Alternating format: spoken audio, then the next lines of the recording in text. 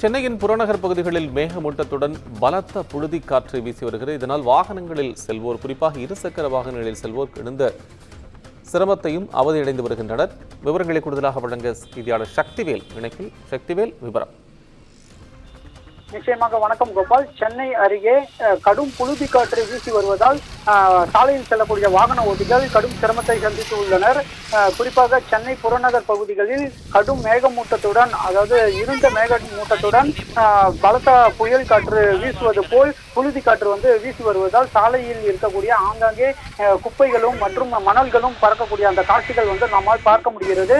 குறிப்பாக புறநகர் பகுதியான இந்த பூந்தமல்லி, போரூர், மதுரவாயில் உள்ளிட்ட சுற்றுவட்டார பகுதிகளில் மழை, அதாவது கனமழை வருவதற்கு முன்பே எப்படி இந்த புழுதி காற்று கடும் அளவிற்கு வீசுமோ அது போன்றும் கடும் மேகமூட்டங்கள் சூழ்ந்து மழை வரக்கூடிய அந்த சூழ்நிலையை ஏற்படுத்தக்கூடிய வகையில் இந்த காட்சிகள் அமைந்துள்ளது.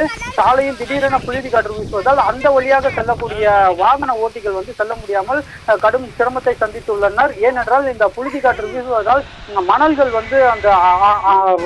அந்த பகுதியில் பலமாக வீசி வருகிறது. அது மட்டும் இல்லாமல் மேகமூட்டமும் இருப்பதால் மழை பெய்வதற்கான வாய்ப்பும் இருப்பதாக தெரிகிறது. குறிப்பாக இந்த வாகனங்களில் செல்பவர்கள் முகப்பு விளக்குகளை எரியவிட்டபடியே வாகனங்களை ஓட்டி செல்கின்றனர். விவரங்களுக்கு நன்றி சக்திவேல்.